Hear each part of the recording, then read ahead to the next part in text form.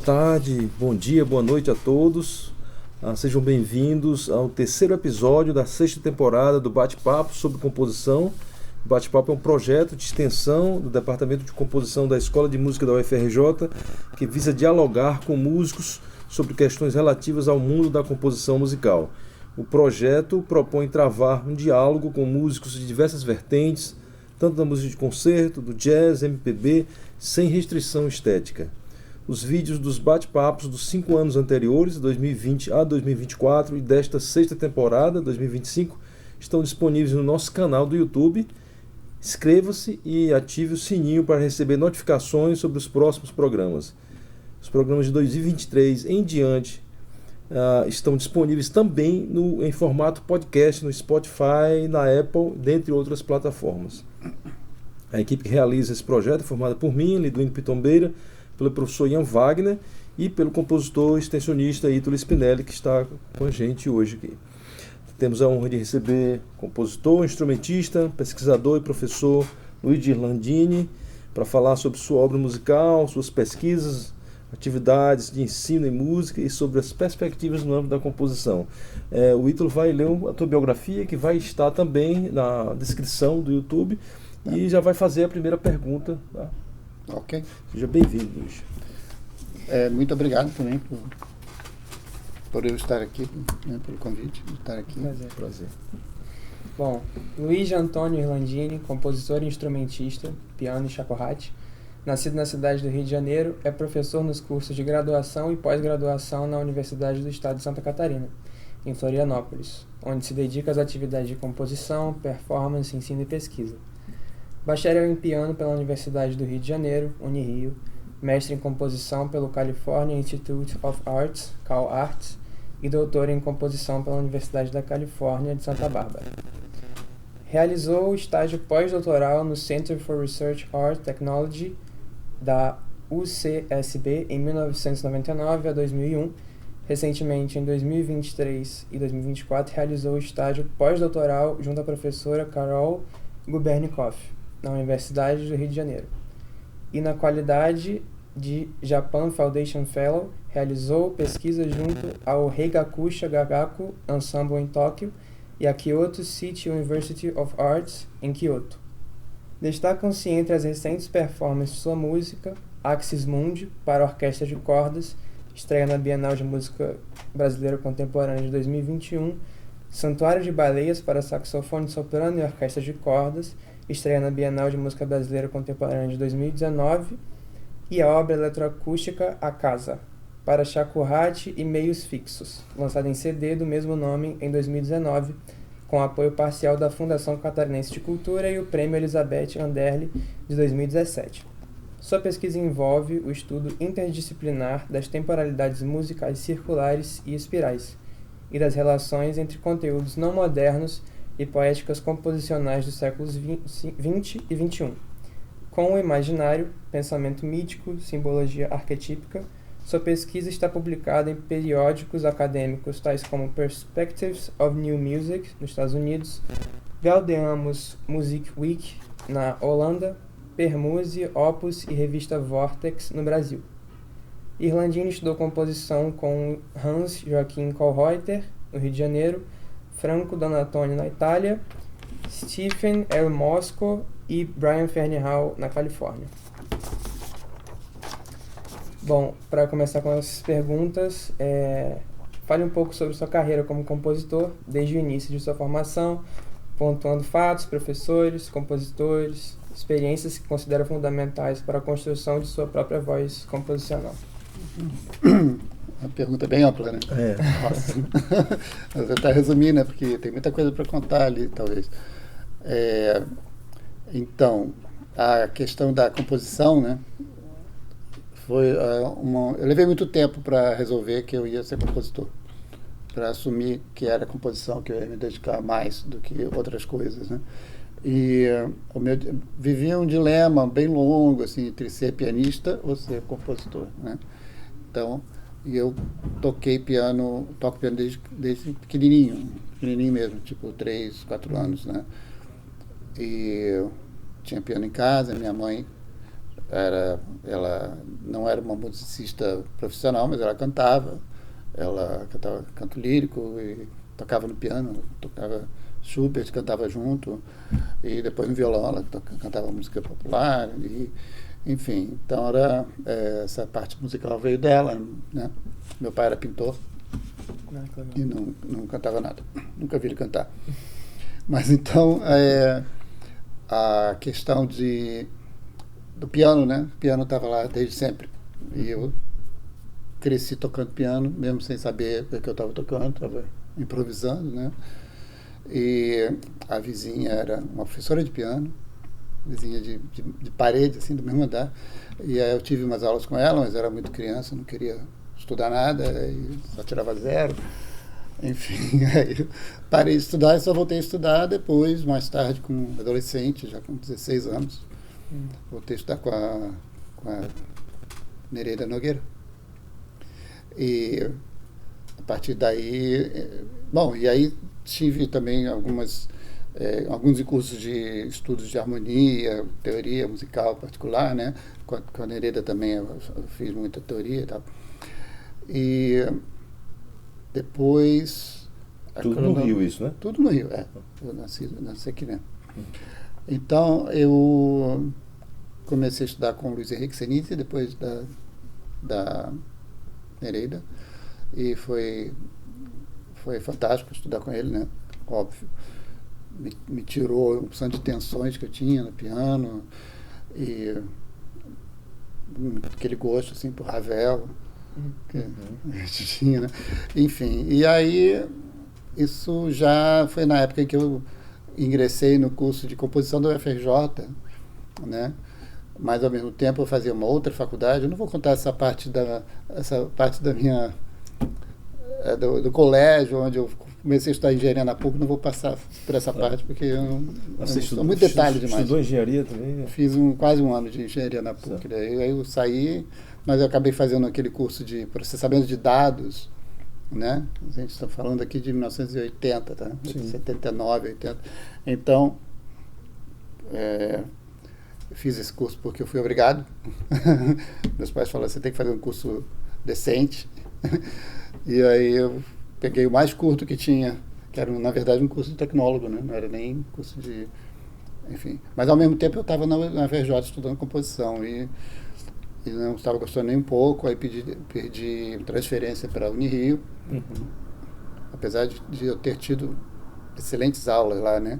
Na UFRJ com o Ricardo Takuchan, ele foi meu professor de História da Arte, e a professora Dulce Lamas, curso de folclore, maravilhoso, né? Foi, assim, os pontos altos da minha experiência na UFRJ. E aí depois eu fui para a Unirio, mas não tinha vaga para composição, só tinha para regência, fiquei no curso de regência um semestre. Aí eu fui para a Itália. Aí fui para a Itália estudar composição, né, no conservatório. Passei na prova nos dois conservatórios que eu fiz prova, que foram em Bolzano, que é a cidade onde meu pai nasceu e eu tenho família lá, e em Florença.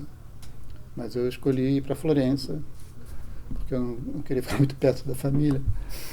E assim, lá era muito frio também, né?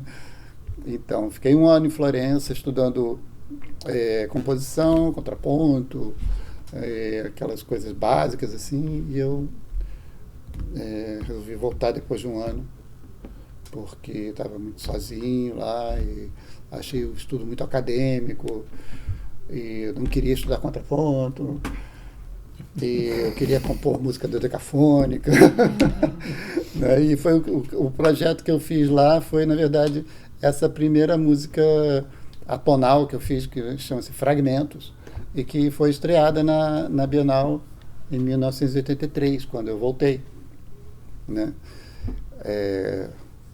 Então essa foi a minha primeira participação na Bienal. Com a formação instrumental dela? Piano solo. Você então, mesmo? Eu toquei a música Fragmentos. E aí eu voltei e resolvi fazer um bacharelado em piano. Fui para a Unirio, eu já estava lá, né? A minha matrícula trancada. Então fiz o bacharelado, comecei com o Silvio Merri, depois eu passei para a Stella Caldi, fiquei com ela até a graduação. E aí depois, logo em seguida de eu terminar, né, foi em 87. Ah, bom, peraí, não posso soltar essa parte, né, que foi o Kohreuter. O Kohreuter, com quem eu estudei 3 anos ali durante o meu bacharelado. Eu estava estudando particularmente com ele composição, estética e as coisas que ele tinha para dizer, né? E para mim essa parte foi assim fundamental, né? Porque eu era muito interessado já nessas questões da Índia, em questões de arte indiana, de música indiana, de yoga, de filosofias indianas e também um pouco de japonês, né, através do budismo, né, e o Zen. Então, assim, já data dessa época o meu interesse pelo Zen budismo, que virou depois, mais tarde, um interesse bem mais profundo, vamos dizer assim, né, uma escolha mais de carinho, assim. E enfim, então, retomando, né, o Kohreuter nessa época ele era a única pessoa com quem eu conseguia conversar sobre os assuntos que me interessavam de música, né? Que eram os assuntos dele, né? A música de vanguarda, a música da Índia, do Japão, e ao mesmo tempo eu tinha também uma atividade de composição de música que eu não vou dizer que era popular, né? Porque era um meio termo. Eu sempre ficava meio assim, sem saber o que eu estou fazendo, se essa música aqui é popular ou erudita, não sei. E tinha muita improvisação, né? Mas eu tinha muitas canções e tinha muitas peças meio assim que saíram de uma vertente assim meio rock progressivo, né? Que eu tocava, sabia elas de cor, nunca tinha escrito. Né? Composições que eu tocava no piano, nunca escrevi elas, enfim. Então,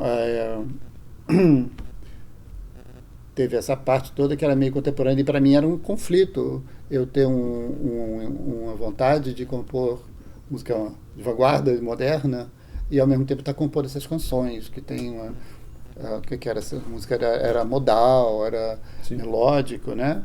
Então, assim, quando foi em 1985 que saiu o meu LP de improvisação, produzido pelo Egberto Gismonti. Que legal. Ali você vai ver assim, se você ouvir aquela música, você vai ter uma noção mais ou menos do tipo de canção que eu estava compondo naquela época. E cheguei a apresentar elas em grupo, com um grupo vocal que tinha aqui no Rio, um quarteto. Uma das pessoas era a Bia Parleme, cantando também nesse grupo. Bia está na Unirio ainda, né? Não sei dizer. Bom, enfim. Mas então eu tinha uma ligação com esse cenário de música popular, né?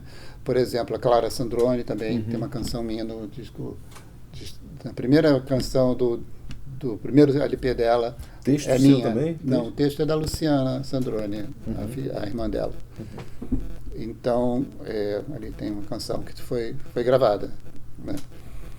Mas eu tenho outras e ainda carrego elas, ainda canto elas, ainda toco, e eu tenho uma vontade de produzir elas, sabe? Fazer um vídeo ou uma gravação boa para registrar, né? Acho que tem algumas coisas ainda que eu gosto muito, né? Então, para mim, são importantes, né?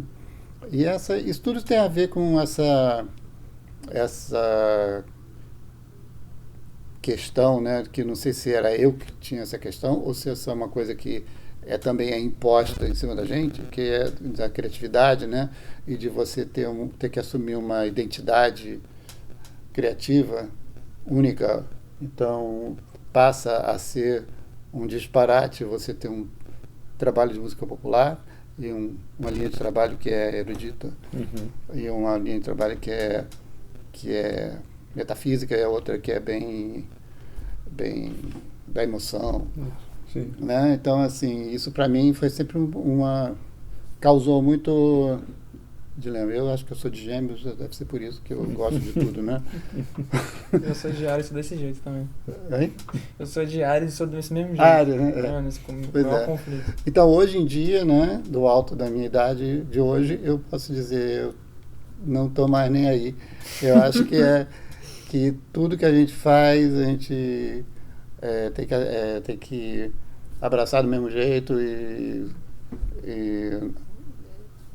pronto, seguir todos os caminhos que a gente tem vontade de seguir, vamos seguir eles. Isso. Né? Porque, assim, a vanguarda morreu, né? Agora chegou ao fim, ou pelo menos aquela pressão da vanguarda, né? Que era de... Quase religiosa, aquela assim, do Darmstadt, né? Você não é serialista, você é um inútil. Isso. Né? Palavras Boulez, famosas do nosso querido Pierre Boulez.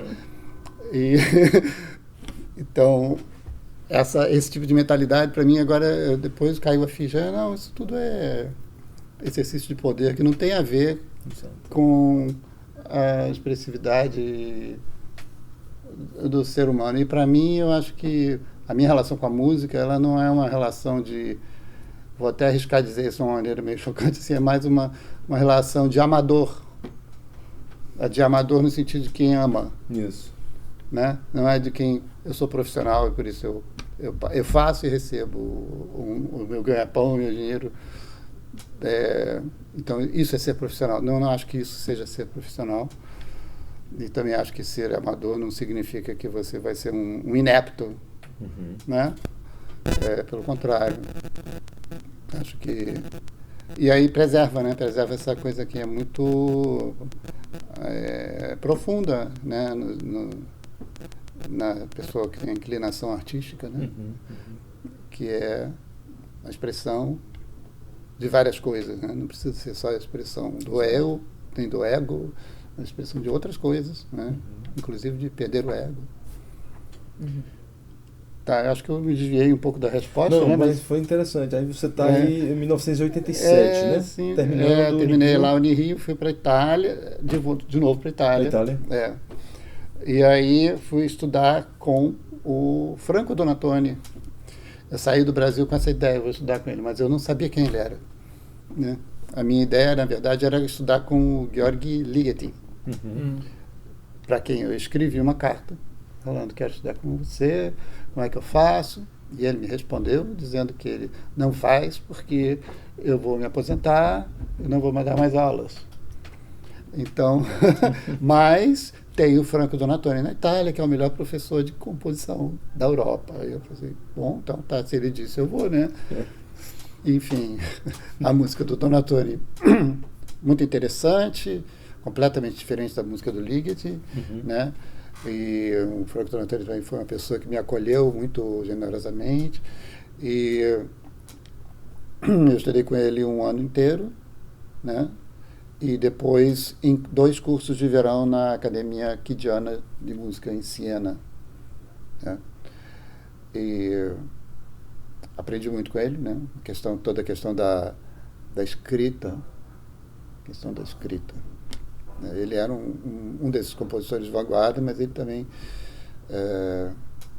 tinha outros lados, né? Mas ele tinha uma reciclagem das próprias músicas, né? E também trabalhava em cima de músicas de Schoenberg, fazia uma outra música com material de Schoenberg. Intertextualidades, coisa assim. Uma coisa um pouco meio pós-moderna, né? Sim, assim. isso. Mas eu via isso era de uma maneira muito interessante, assim. Ele nunca falou a palavra intertextualidade. Né? Mas aí, na minha frente, não. E ele tinha essa questão, tem um ponto interessante também, que eu morei em Milão para estudar com ele, mas eu estudava com ele em Biella, que é uma cidade bem longe de Milão, lá no Piemonte. E eu tinha que pegar o trem cada 15 dias para ter as aulas com ele. E o grupo de alunos dele na Escola Cívica de Milão era só italianos. E o grupo de alunos dele lá em Biella era tudo estrangeiro. Então tinha um mexicano, tinha um holandês, um coreano, tinha italiano também. E lá ele deixava a gente fazer um trabalho mais livre. né? Ao passo que os alunos dele de Milão eram todos cópias, assim, no sentido de que tinha que seguir o mesmo tipo de escrita, né? Sim. Técnicas.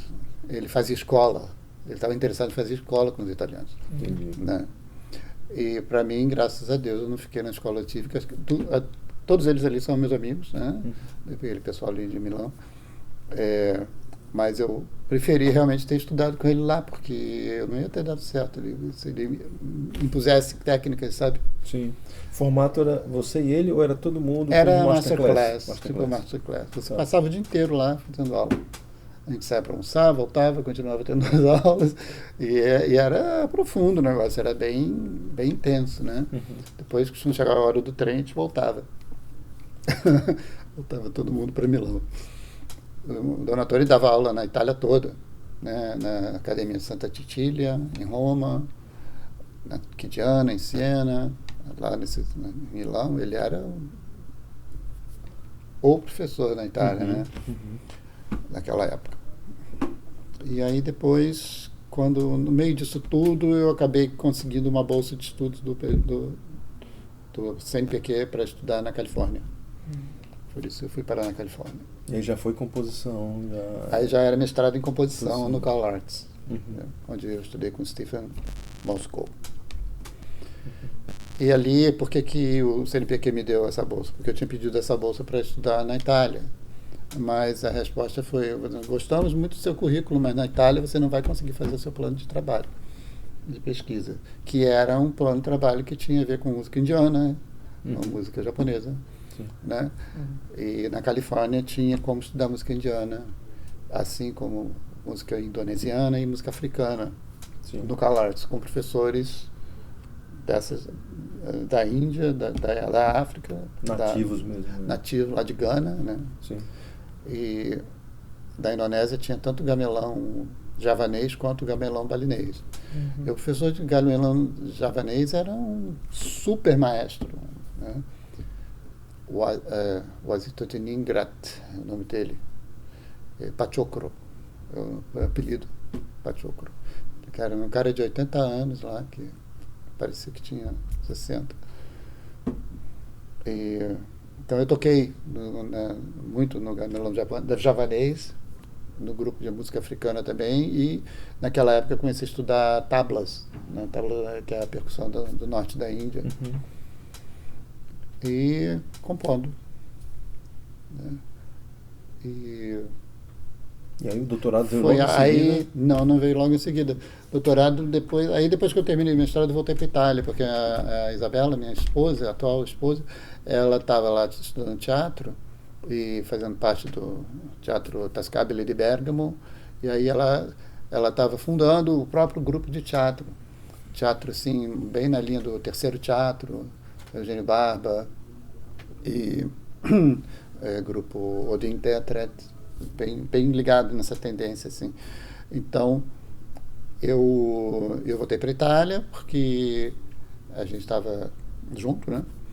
E ali eu comecei a trabalhar como músico, professor de piano e fazendo parte do grupo de teatro, né? Fui músico desse grupo, Cavaloquá, chamava. E giramos a Itália com espetáculos de rua, e animação também, tinha uns bonecos. Um trabalho bem legal.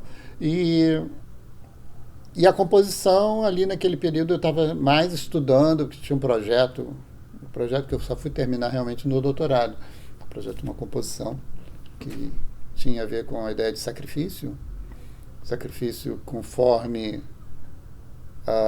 o que a gente entende por sacrifício no contexto da Índia antiga, védica, né? Que ali você tem uma religião chamada Brahmanismo, né?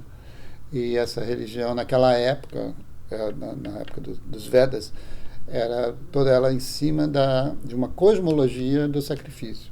Ou seja, o universo existe porque nós estamos em contato com os deuses e nós oferecemos aos deuses ou à natureza, né, para continuar existindo, né? Então eles tinham os brahmanes, eles têm uma ritualidade, um ritualismo completamente assim elevado às 10ª potência de complexidade, né?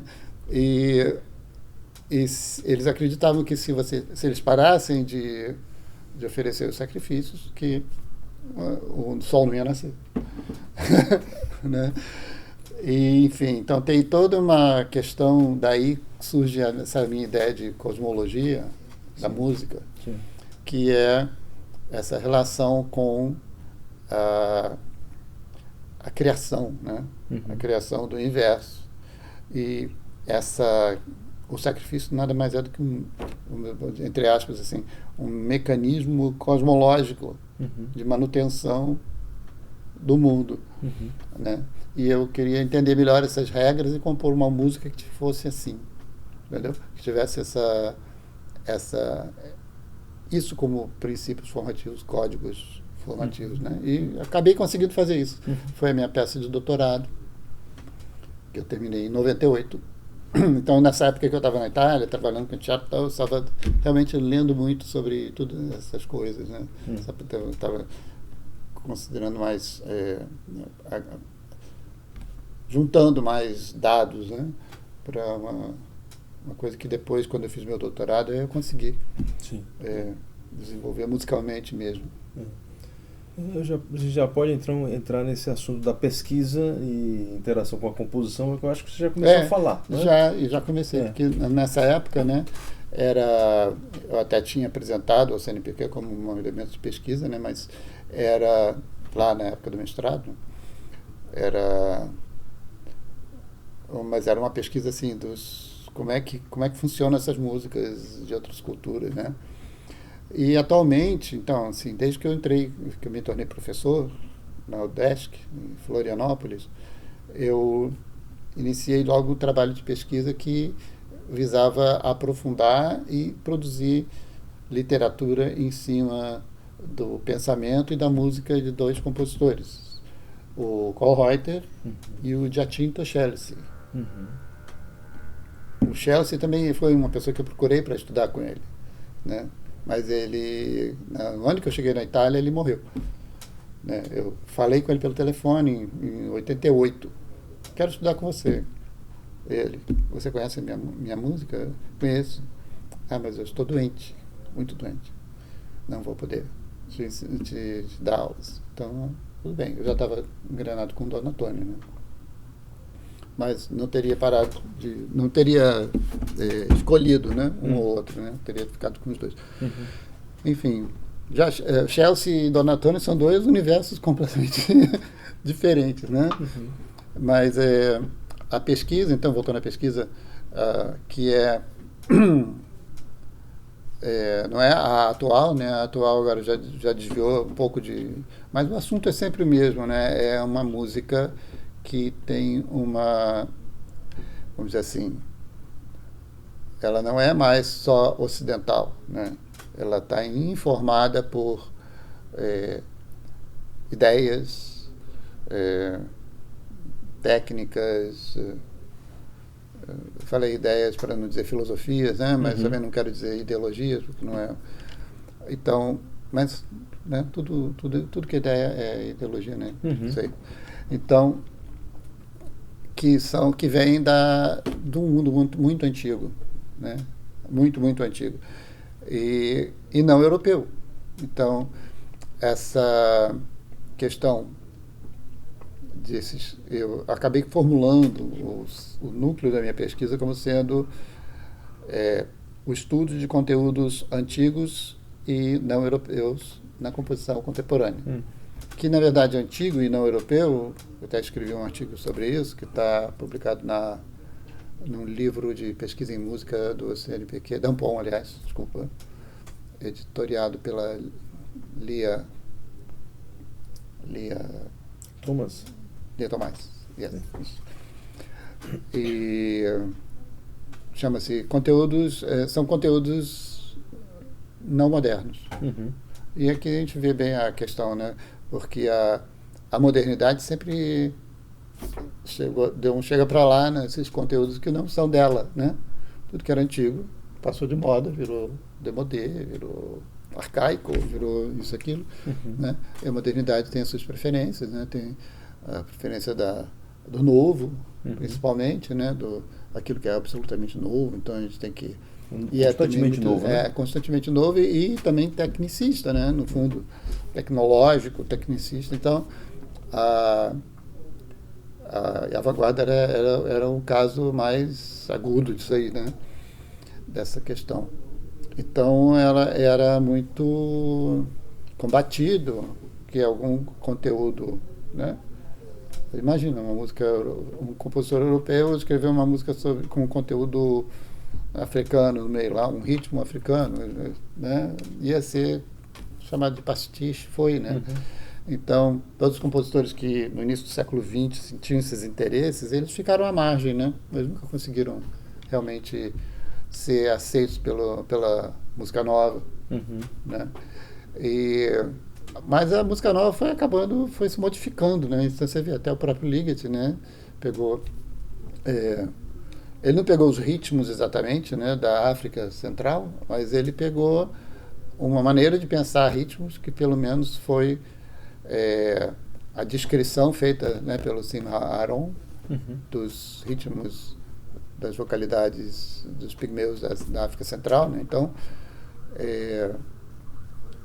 chegou a esse momento em que essas coisas começaram a se tornar possíveis, né? E eu acho que isso começou realmente a se tornar possível com o minimalismo.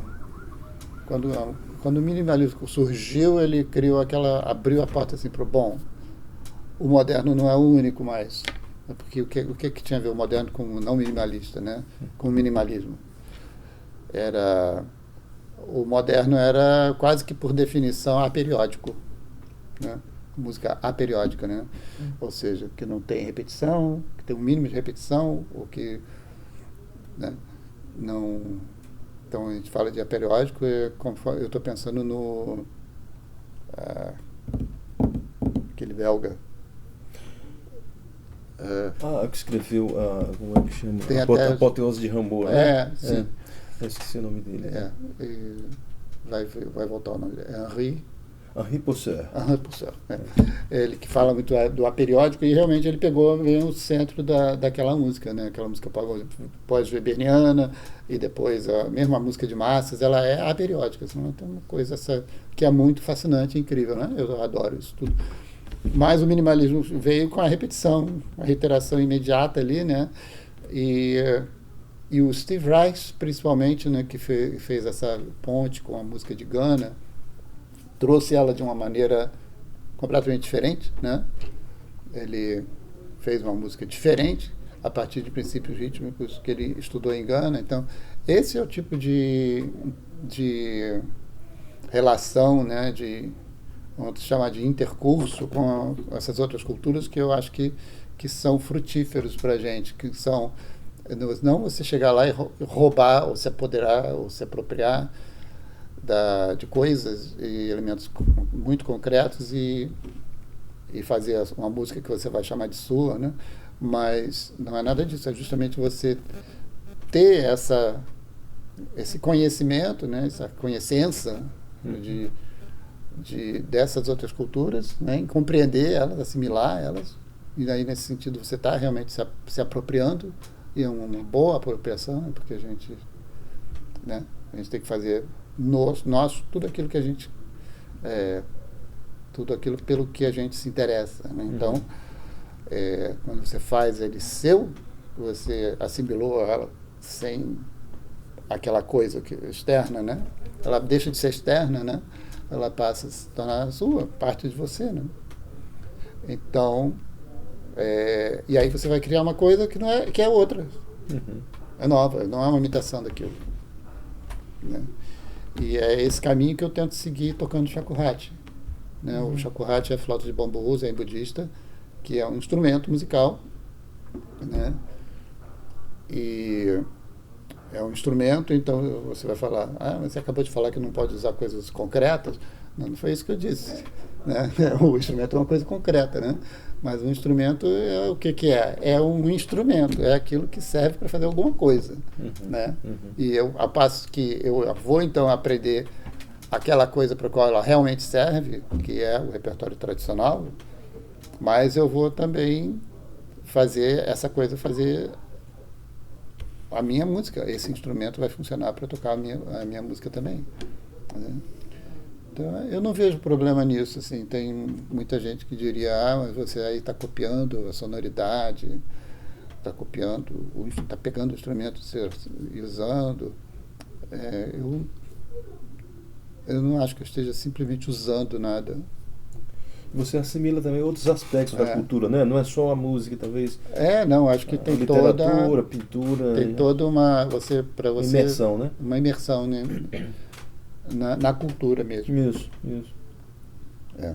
E atualmente eu estou agora fazendo, foi falado aqui antes, né, que eu fiz um estudo no Japão. Sim. Ano passado eu fui lá, passei quase 2 meses estudando o Gagaku, e que é também um gênero de música que de longa data, né, que me interessa conhecer. Então isso é parte da minha pesquisa atual, essa relação com outras culturas, né? E tem uma outra questão que é a temporalidade musical, né? Eu falo aí, acho que foi falado também a circularidade, né? Sim. A ideia de circularidade o tempo musical cíclico, né? E um tempo musical circular, ou seja, que tem que te dá a impressão de que o tempo parou, né? Então, Kohreuter falava muito de circularidade, né? E a música dele é um dos exemplos, tanto que tem um artigo meu sobre uma peça dele chamada Concretion 1960, que tem uma música circular, né? Onde o tempo está parado. Sim. Adentrando nesse assunto que você comentou agora, eu acho que cabe mais ou menos na terceira pergunta, né? Qual seria a importância do ensino e da performance, no seu caso do instrumento e tudo, no seu fazer composicional? O ensino, mas eu não ensino instrumento. Não, na composição. Na composição? Assim, o que você, digamos, do ensino que você e da performance. Isso. Por exemplo, através do shakuhachi ou através do piano. O que isso pode trazer para fazer composicional em geral? Pode ser que não interfira em nada. Para mim, quando eu ensino composição, às vezes eu recebo muito feedback e interação com os alunos, nesse sentido que a gente pensou, né? Você ensina composição Então, eu não ensino composição. Não ensina composição? Não, a gente não tem um bacharelado em composição, né? Tá. A gente tem uma disciplina eletiva de composição dentro de um curso de licenciatura. Sim. Então, eu tentei dar aula de composição e não consegui aguentar, vamos dizer assim. No sentido que o pessoal é completamente despreparado, ninguém sabe nada. Né? Nem sabe o que é composição, e eu acho que quando vê que ele começa a dar trabalhos, é uma eletiva, não era para ser tão trabalhoso. Assim, estou sendo bem honesto, né? Sim, assim, sim. Na minha, então eu me desmotivei. Então o que eu faço lá? Eu dou um curso de improvisação. E o curso de improvisação é muito popular. O pessoal tem adorado, eu posso dizer assim, sem orgulho, sem humildade, que é um curso que os meus alunos adoram. Né? Por quê? Porque eu dou para eles a oportunidade deles entrarem em relação uns com os outros, né? Musical, sem limite de estilo musical. Né? Então, assim, poderia ser um curso de improvisação de vanguarda, né? Vamos fazer uma música meio maluca? Não. Até sai coisa meio maluca, mas na verdade é um encontro de pessoas trazendo o próprio background delas para fazer música junto. Né? Instrumentos convencionais de orquestra, clarinete, flauta, violino. Pode ser aquilo que eles tocam. Tá. Né? Acho que pediam para tocar um instrumento que eles não sabem tocar, que seria um passo interessante a se dar, ou um instrumento inventado ali, né? Às vezes aparece um instrumento inventado dentre os de percussão. Sim. né? Mas esse seria um outro passo, mas é desnecessário até. É melhor até a gente trabalhar com aonde você já tem um nível de habilidade, né? Porque a improvisação também exige isso, né? Você já está num nível de técnica instrumental ou vocal que te permite se expressar, né? Então, assim, dou muita aula de análise, né? Que eu acho que é uma maneira bem boa de aprender a música, né? Aprender música, tentar ver como é que ela foi composta, né? Ou até mesmo do ponto de vista de aplicar uma abordagem analítica para ver como é que ela funciona, né? Mas o meu interesse principal é ver como é que a música foi feita. Então é mais um estudo assim da cosmologia, né? E não não ter um pensamento musical que eu vou aplicar em cima de uma música que já existe, que foi feita com outros princípios. Dá para entender o que eu estou falando? Sim, compreender o funcionamento daquela música dentro de um universo, talvez, cultural. E não, por exemplo, assim, eu lembro da primeira vez que eu vi o livro do Alan Forte sobre a análise da sagração da primavera, feita com teoria pastonal. Eu achei que é absurdo isso aqui. Analisar, claro que é possível, né? Não é um absurdo, mas era absurdo pensar em tentar. É uma análise feita para validar uma teoria, né? Não tem nada de errado com isso. Os teóricos fazem isso, né? E tudo bem. Mas, assim, a sagração da primavera não foi composta pensando em sets, né? Imagino que não. Acho que não, né? E tem naquela época com escalas, com octatônico, não estava, né, o Schoenberg não estava nem de longe, não existia ainda também, né, a dodecafonia ou a teoria serial, né? Então eu não estou dizendo que eu sou contrário a esse tipo de análise, né? Mas não é a análise que eu gosto de fazer. Sim, claro. Muito bem, vou avançar um pouco aqui. Tá, sim, claro. Então, e aí falando um pouco de comunidade, ambiente, como é que você vê o estado atual e as perspectivas futuras com relação à produção composicional no Brasil e na América Latina? O que você acha aí? Você falou um pouco de vanguarda ali no início, então eu acho que essa pergunta até caberia naquela hora ali, né? Olha, eu acho que a gente está passando por uma época horrível. Bem horrível. Eu acho que o futuro não vai ser melhor, não. Né? No sentido de que a gente está perdendo as referências do que é, o que é bom, o que não é bom, e existe uma indiferença muito grande. Né? Eu acho que está havendo um desinteresse, está se gerando cada vez mais um desinteresse não só do público, dos compositores mesmo. Não sei, eu não vejo os compositores interessados naquilo que os outros fazem. Só vejo o interesse neles fazerem o que eles estão fazendo. Eu posso me incluir nisso também, tá? Então, individualismo eu acho crescente, que um individualismo bastante individual, né? Mas eu acho que o individualismo ele tem boas coisas, né? Mas eu vejo os clichês, né? Uma repetição de clichês, uma repetição de...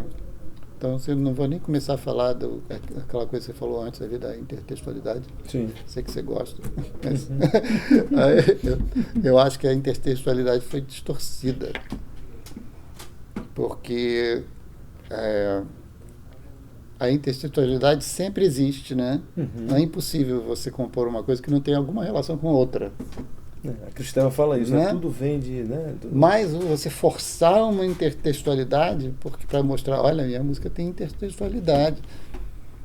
Ou esse é o meu objeto de pesquisa. Aí a gente está naquele terreno lá do simulacro. Né? Da sombra da sombra. Sim. Objetos sem correspondente assim, no mundo. Então é tudo uma imitação generalizada por falta de sei lá o quê. Não é, e isso não é o único problema, né?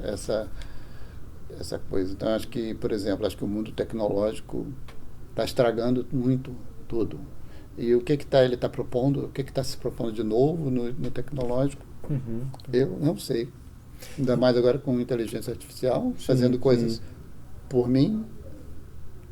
Então, é o que a gente vai agora ceder espaço para a máquina fazer o que ela quer, entre aspas, né? Porque, na verdade, também está todo esse discurso de que agora a máquina é capaz de fazer o que ela quer. É mentira. Né? Ela está programada para fazer coisas. E quem programou foi uma pessoa, ou um grupo de pessoas. Então... Em relação, por exemplo, o Piston fala numa prática comum naquele período, né, do Walter Piston, 1600 a 1900. Você vê uma prática comum assim no século, nesse agora? Não, você vê desconexões, então. Eu vejo mais desconexões. Certo. Desconexões porque as pessoas se ignoram também. Sim. Elas ignoram o que elas fazem e elas também se ignoram. Propositalmente. Sim. Não vejo comunidade, senso comunitário, assim, não sei. A gente não tem uma sociedade de compositores. Tinha, né? A SBMC, Sociedade Brasileira de Música Contemporânea, mas... A SBMC sempre foi um mistério para mim. Ela é uma entidade internacional, né? Sim, é ligada a isso ISM, é uma coisa muito... Aquele festival ISSM, né? Isso. Que é uma coisa, assim, muito estranha. Eu não sei porque eu nunca fiz parte dessas comissões que vão representar o Brasil, tarará. Eu não entendo essa questão aí. Sim.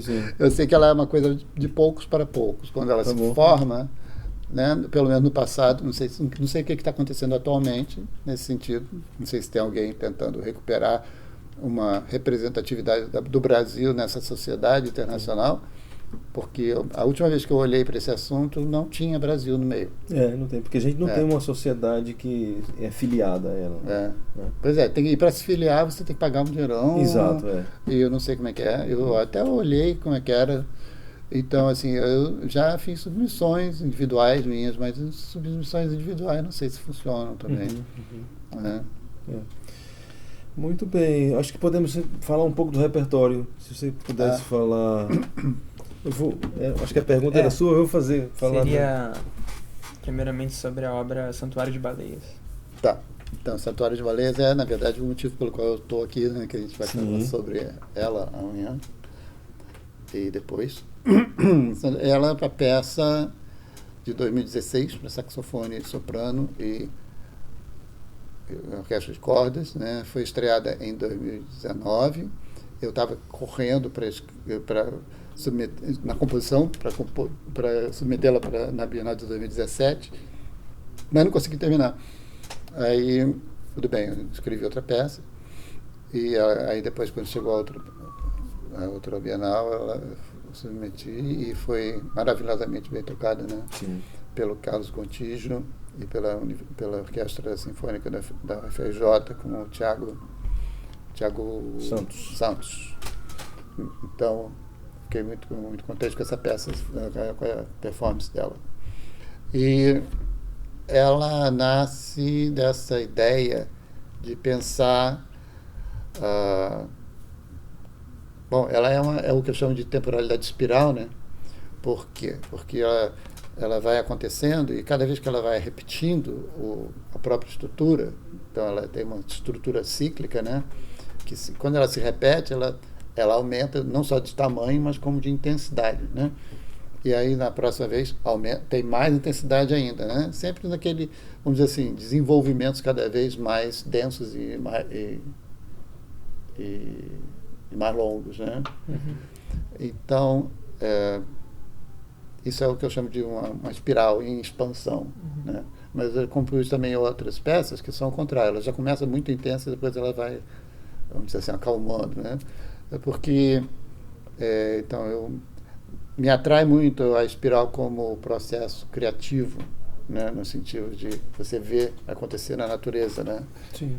Você quer fazer manteiga, você vai lá, pega o leite, bate, está girando, né? E aquilo acaba virando manteiga. Então, assim, é um princípio cosmológico, né? Cosmogônico. Então, a espiral está presente em diversas composições, né? Agora, o Santuário de Baleias tem esse título porque ele é vamos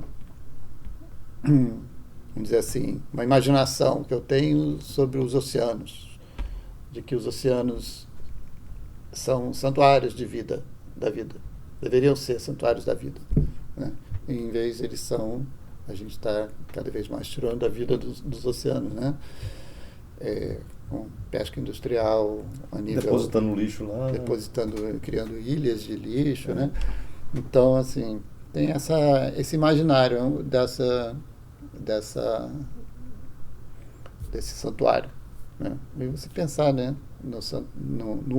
na natureza como sendo um santuário, você está meio que reconhecendo que tem algo de sagrado na natureza, né? Como se o sacro tivesse imanente à natureza, né? Então, são ideias que estão junto, né, dessa composição. E que mais? E também tem a questão de que eu gosto muito também dessa parte da relação dos números com a arquitetura, né? A geometria sacra, né? Então, a composição, ela também lida com números de uma maneira parecida com essa que é aplicável à construção de templos e construção de catedrais, né? No aspecto formal, também nas alturas? Mais no formal, né? Formal. Então, assim, eu peguei as áreas, a superfície dos oceanos, eu busquei essa informação, né? E aí eu reduzi o valor da área da superfície do menor oceano, que é o Oceano Ártico, e virou 1. E aí, proporcionalmente, deu uma série de... Eu vou falar sobre isso amanhã. E esses números são muito parecidos com os números da sequência de Fibonacci. Assim. Tem, na verdade, uma aproximação que eu acabei fazendo, né? Porque os números não inteiros são difíceis de usar na música. Isso. Então, eu gosto de usar o número inteiro. E não só porque eu gosto, mas porque também tem a questão da harmonia, né? As frequências harmônicas, elas são baseadas em tons inteiros. Então, enfim, então tem esse tratamento do número, né? Interessante.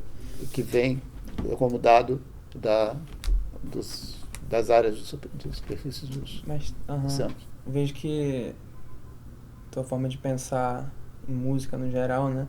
Você até criticou o tipo de análise mais rebuscada ali do pós-tonal, e que talvez o teu fazer composicional seja mais aliado com essa coisa de observação, talvez, da coisa da cosmologia, como você disse, em detrimento talvez de algo que seja mais da minúcia ali, ou você também se atém muito a esse tipo de teoria como dos conjuntos ou algo assim, ou você se apoia mais nessa coisa cosmológica e cultural e mais ampla? É mais isso.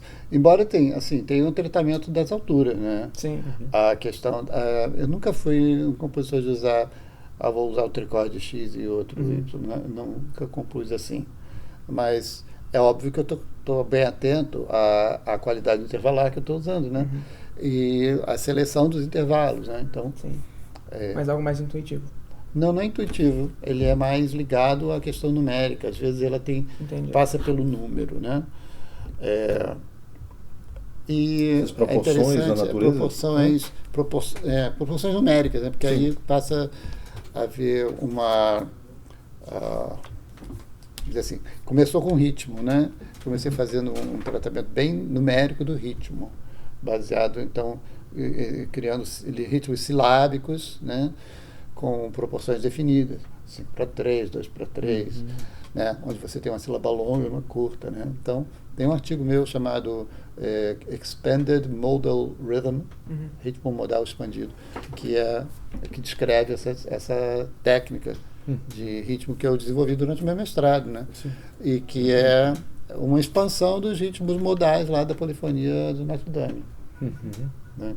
Ele tem os modos rítmicos, né? Sim. E aí eu fiz uma generalização para qualquer número que pode ser usado. E aí, combinações de pés, né? Você tem os pés da prosódia grega, Sim. os pés clássicos, né? Isso. Mas, na verdade, é uma questão de combinatorialidade, Isso. né? De curtos e longos, Isso. né? Então, essa expansão aí, ela começou no ritmo, depois eu apliquei um pouco aos intervalos, né? Mas os intervalos, eles não são a relação do número com o intervalo, né? Uma quinta ou o 7, que é uma quinta, né? É diferente de você usar e aí a minha linguagem harmônica, vamos dizer assim, passa por outros caminhos, assim, que não são muito constantes, né? Não são constantes. E ultimamente eu tenho usado muito escalas indianas, que, na verdade, elas estão lá catalogadas, né, pelo Alan Forte, né? Mas elas são coleções de notas, né? Sim. E o fato de eu pegar elas da referência indiana é um pouco uma simplificação, né? Porque os ragas, eles não são só simplesmente coleções de notas, né? Você tem toda uma regras de formação melódica. Mas aí isso eu vou criando para cada música. E aí, mais uma peça. Como é que pronuncia? A caixa. A caixa. A caixa. A caixa. Se puder falar. É que esse S tem uma marquinha aqui em cima. Em cima, né? Em sânscrito você tem vários tipos de som de X. O X que é produzido, eu não sei os nomes, retrolabial, eu não sei que essas coisas, não entendo nada disso. Mas tem vários. Então tem vários S. Tem o S com marquinha em cima, tem S com marquinha embaixo, e são sons diferentes. Sim. Que pra gente dá tudo no X. Mas é a caixa. A caixa. E, então, essa peça aí, a caixa tem a ver com os meus interesses de cosmologia, né? Então, sempre uma cosmologia que não é científica, né? É uma cosmologia que é mais pertence a um outro tipo de olhar, né? Na natureza. Ela tem até uma certa ciência, né? Mas ela é indiana. Então, assim, para os indianos existem 5 elementos, assim como para os gregos também, mas o 5º elemento não é exatamente o mesmo na Grécia do que é na Índia. Na Índia chama Akasha, na Grécia chama éter, né? E o Akasha, ele não é espaço, mas é esse lugar de onde saem as coisas, todos os outros elementos, né? O fogo, aliás, o primeiro deles é o fogo, depois vem o vento, depois a água, depois a terra. Posso estar enganado, talvez o ar venha antes do fogo.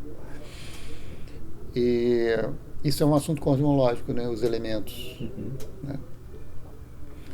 Que na Índia eles chamam de tattvas. E eu gosto dessas descrições da natureza, né? Do corpo humano, que vem do yoga e dessas outras filosofias, porque parece que eles vão mais fundo, né? Nas coisas, né? Então eles não param só no nosso corpo físico. Eles vão falar também de um corpo etéreo, um corpo astral. Essas coisas estão interessantes para mim, né? Então a caixa é esse espaço que a gente não tem uma palavra para ele. E não tem nada a ver com os registros acásticos que tem da internet, tá? História de nada a ver com essa coisa aí. Lá. Isso aí. Mas eu acho que essa ideia aí tem a ver um pouco com o que a caixa é, na verdade, porque é como se todo o universo ficasse numa caixa. Ele está ali, ou esteve, né? Então, está contido ali, mas Então, qual foi a ideia musical que eu trouxe para uma música, né? Eu pensei na questão da reverberação, né? Porque através da reverberação e dos chamados, né? Chamado de uma concha, né? Ou de um uivo, de um lobo, esses sons eles têm uma distância, né? Eles estão chamando, então isso enfatiza a noção de espaço. Então, daí eu comecei a lidar com essa questão de eco, ressonância e reverberação, né?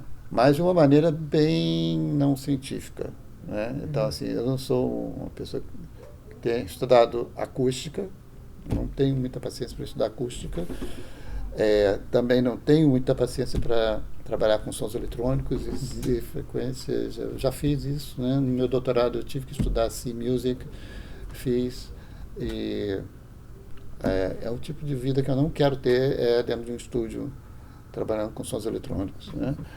Então, mas eu queria fazer uma música que eu pudesse tocar e que tivesse mais sons envolvidos e que ao mesmo tempo eu não ficasse dependendo de outras pessoas para tocar. Então eu fiz uma peça que tem música concreta, gravada, em meios fixos, né? Sim. Então essa parte da fita, na minha época a gente chamava de fita, né? Essa parte da fita, ela é concreta. Então assim, tem sons de natureza, né? Tem sons de trovões, de uivos, e tem sons instrumentais que eu mesmo toco, né? Então são conchas, são didgeridoos, trompetes, assim, meio, tudo que dá essa sensação de espaço e de chamado, né? E o shakuhachi é solo, ao vivo, sendo tocado e também amplificado com muito reverb. E a parte gravada, ela também tem um reverb assim, bem excessivo, bem que é para dar essa noção de espaço. Para dar justamente uma noção de espaço bem evidente, né? Sim. Então, assim, idealmente, é uma peça para se ouvir com 8 canais, né? Mas eu não consegui ainda fazer a versão de 8 canais. E a versão que eu tenho apresentado sempre é estéreo, só. É a que está no CD. Essa é a caixa. Muito bem, eu acho que é isso. Nós... queria te agradecer por esse, eu que agradeço esse tempo de dedicar aqui ao pelo interesse, pelo espaço dado. Isso. Né? Amanhã a gente vai ter, né, 2 dias, amanhã e sexta, 2 dias com Masterclass, com o Renatinho, né? Com a Lourdes também. Vai falar sobre o Santuário de Baleias, né? E é isso. Então, obrigado a todos. Obrigado, Ítalo, por ter nos ajudado. O Ian está trabalhando intensamente na visita do MEC aqui, então sabe como é, muita burocracia, né? Okay. É isso. Obrigado a todos e até o próximo programa. Tá? Se quiser mandar uma última mensagem para as pessoas aí, fique à vontade. Ou não. Acho que eu já falei bastante. Já falou bastante, tá bom. Obrigado então. Até a próxima.